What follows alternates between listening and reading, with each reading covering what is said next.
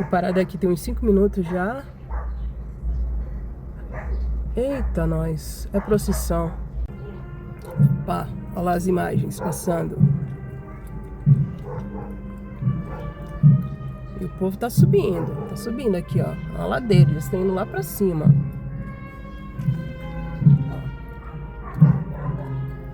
Haja fé, viu? O pessoal falou que o clima em Ouro Preto costuma ser chuvoso, né? Nublado, meio frio. É uma região de serra. Porém, eu peguei uns dias de muito sol, muito calor. E aí, o guia, o passeio que eu fiz ontem, até comentou assim, tinha gente lá do Nordeste, tinha gente de vários lugares. E aí ele falou, nossa, vocês trouxeram calor pra cá, porque normalmente não é assim não.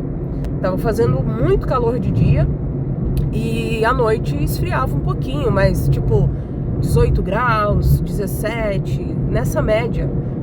É um friozinho gostoso, né? Pra quem não é acostumado com frio. A maior parte do trajeto, a estrada é muito ruim. Aí quando a gente chega num trecho da estrada boa, assim, sabe? Pista duplicada, você consegue botar uma velocidade. De tempo em tempo tem um radar de 60. Me disse pra ser feliz e passa bem. Agora eu tô num ando e para danado aqui, tem muito caminhão na via. Mas apesar disso e um monte de subida também que tem nesse trajeto, tô conseguindo manter um consumo legal. O carro tá fazendo 16,9, é 1,0, né? Então eu tenho essa vantagem do consumo baixo, porém eu tenho a desvantagem porque aqui é um trajeto de serra e aí eu perco muita potência na subida, o carro não tem força, né? Uma coisa que me irrita profundamente quando tá andando assim nesse tipo de pista é a galera que quer ultrapassar. Porque aqui, ó, somos em 5 carros, tem 4 na minha frente, na verdade somos 8, porque tem mais 3 atrás de mim. Tá todo mundo mantendo a distância de segurança bonitinho. Aí, sempre tem um abençoado que quer cortar a frente. Se entra um carro na minha frente, o que vai acontecer? Eu vou ter que frear para ter de novo a minha distância de segurança. Porque ele acabou com a distância que eu tinha aqui para poder, né, reagir se acontece alguma coisa. Então, assim, se você é essa pessoa que entra na frente dos outros, do nada, não seja, por favor. E de antemão, eu já aviso, eu te odeio. Últimos 5 quilômetros. Previsão de chegada 13h16. Agora são 13h09. Pertinho da pousada já.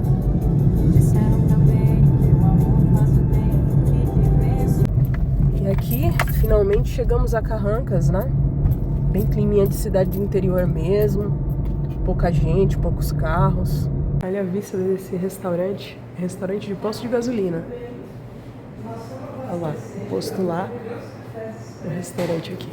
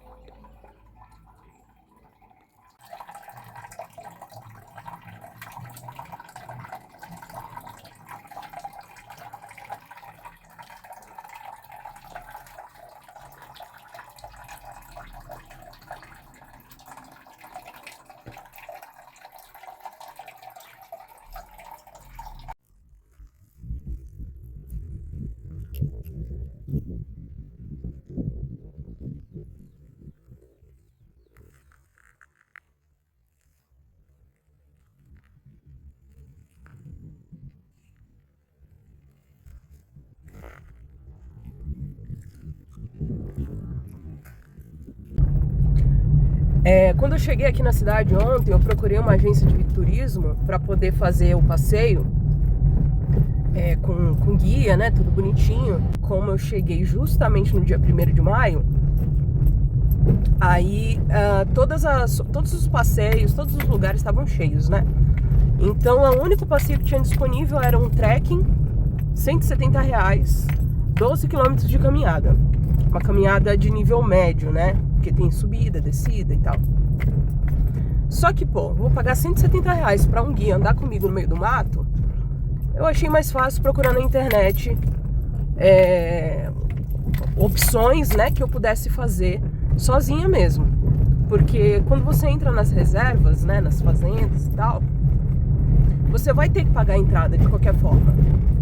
E se tivesse opções que eu pudesse fazer só, ficaria mais tranquilo, né? Pra chegar, pra poder localizar a cachoeira. Então eu vi 3 opções que foram indicadas como bem tranquilas de chegar. E aí eu vou nelas. Então só vou pagar a entrada mesmo. Teria que entrar aqui por esse portão. Só que ele tá trancado. Eu bati palma, chamei, não apareceu ninguém. E aí, depois de passar por esse portão, seguiria a trilha à esquerda por mais 900 metros. Eu andei 1 quilômetro até aqui, tive que deixar o carro lá em cima numa outra porteira e teria que seguir a trilha para lá. Só que não apareceu ninguém e tá trancado, então vou ter que voltar e seguir para a próxima. Cheguei aqui na Cachoeira da Fumaça. A gente vem com o carro até essa área e para quem acha que é perigoso andar com carro, né, nessas estradas de terra assim, irregulares, olha os carros que tem aqui, ó. Um Celta, esse aqui é o meu. O melhorzinho é esse HR-V. Tem um Ford Ka, mesmo modelo que eu tive. Ó, aqui um Uno. Lá no fundo tem um Gol e mais um Uno. Então assim, não tem nenhum off-road, é só carro comum mesmo. E a galera vem porque dá pra vir.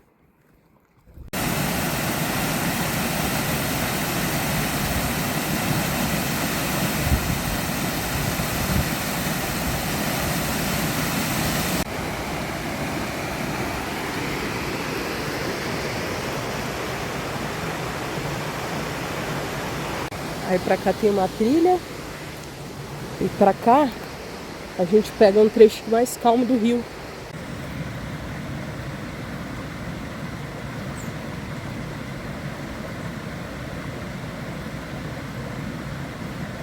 Encontrei uma outra trilha que dá pra uma outra queda d'água.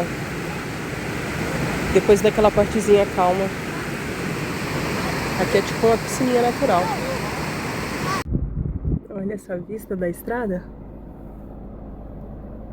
Por isso que viajar de carro é tão bom. Você vai admirando a paisagem. Essa aqui tem um acesso, um estacionamento, um bar aqui na frente. E o acesso é pra cá. Cachoeira da Esmeralda, passei lá aquela área, né? Tava os carros, o restaurante. Tô seguindo aqui. Ah, um grande escorregador de pedra.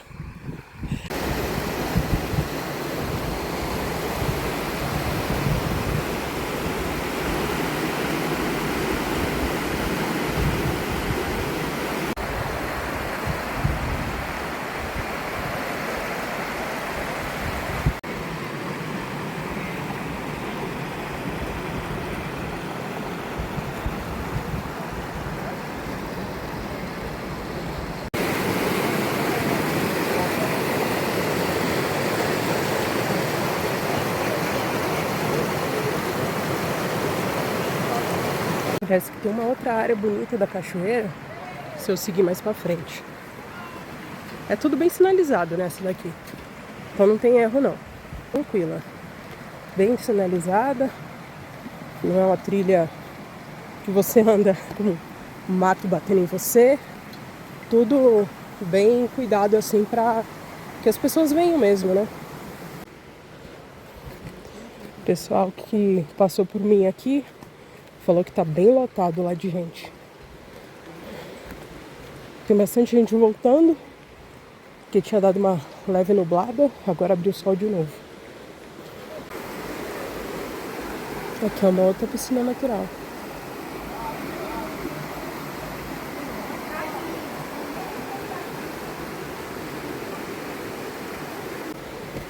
Subir mais um pouco, que tem mais coisa pra lá. carro já explora a área toda.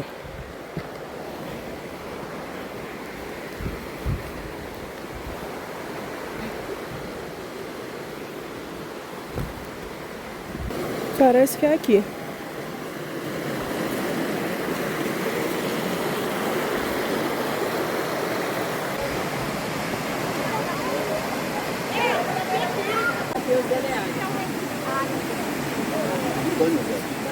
Tô voltando daquela parte mais funda da cachoeira.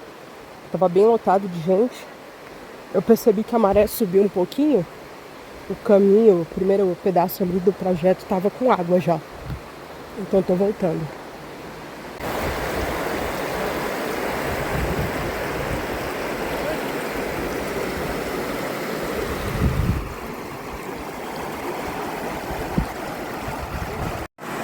Olha a quantidade de carro que já tem lá. Nesse telhadinho aqui é o barzinho, né? E é onde a gente paga o ingresso. Eu tô aqui em cima da queda d'água. É tipo um escorregador. E pra cá tem as piscinas naturais. Essas daqui tem mais ou menos 1,20 m, 1,30 m. E lá em cima tem uma bem funda que deve ter mais de 5 metros. Bom, tô voltando da Cachoeira da Esmeralda. Lá tem um restaurante. Já consegui almoçar por lá, agora são 3 da tarde. É a melhor cachoeira, pela opinião da maioria das pessoas com quem eu falei ali. Tava bem lotado, muitas famílias, muita gente mesmo. Lá tem um suporte legal porque tem um restaurante, tem um espaço bom para colocar bastante carro, tinha até ônibus de turismo lá.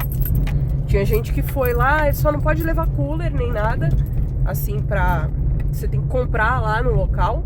Eles vendem cerveja, água, suco, sorvete, tem as refeições, então é bem completo, assim, dá pra realmente passar o dia lá tranquilamente. A entrada é R$10, bem acessível, R$10 por pessoa. Eles não cobram por carro, eles cobram por pessoa. Você ganha uma pulseirinha dessa daqui e aí você pode ir e voltar pra cachoeira quantas vezes você precisar. Eu tô voltando agora porque eu quero tentar visitar mais uma cachoeira antes que escureça. Como as estradas aqui são todas de terra, né, os acessos para as cachoeiras, né, são de terra, eu não quero deixar para fazer isso perto da hora que vai escurecer. Então eu tô saindo agora, 3 da tarde, vou tentar visitar a Cachoeira do Salomão, que ela é um pouquinho mais perto da cidade do que essa daqui. E aí, se der certo, devo estar voltando para a pousada lá pelas 5. O pessoal veio na caminhada mesmo. A Cachoeira do Rio Salomão eu não achei. Eu achei esse trechinho do rio que passa aqui, vai embora lá para aquele lado, ó. E foi isso. Andei bastante dentro do mato, tentei encontrar, não consegui. O que eu achei foi isso. Vim por essa trilhazinha, pulando aqui as pedras, e aí consegui chegar nesse lado aqui que é só rochas. A cachoeira deve ser subindo. Eu escutei o barulho da água, mas só tinha mato e a trilha acabava. Não consegui localizar a trilha para chegar realmente na cachoeira. Então hoje terminamos assim. Infelizmente, ficamos só com 2 cachoeiras, a da Fumaça e a Esmeralda. E esse trechinho aqui de rio da Cachoeira do Salomão. Uma curiosidade sobre essas cidades por onde eu passei aqui em Minas é que elas fazem parte de um roteiro chamado Estrada Real. A Estrada Real, de verdade, ela não é utilizada, né? As pessoas usam só para realmente fazer um roteiro histórico, mas não é, né, um caminho oficial, né? Não é uma rodovia oficial utilizada aí pela maioria das pessoas. Mas todas essas cidades fazem parte desse roteiro, que era o caminho utilizado, né, na época do Brasil colonial, para fazer o transporte do ouro e das pedras preciosas encontradas nessa região, principalmente de Ouro Preto e de Diamantina. E aí eles desciam para o Rio de Janeiro. tinha duas rotas, né? Uma que ia para Paraty, a outra que ia para Petrópolis. E depois isso embarcava para Portugal. Então, todas as cidades que fazem parte desse caminho, é uma estrada bem longa, mais de 1.600 quilômetros. Todas as cidades, elas carregam muito da história ainda dessa época. E são lugares interessantes de serem visitados, para quem gosta, né, dessa parte mais histórica, né, do nosso país.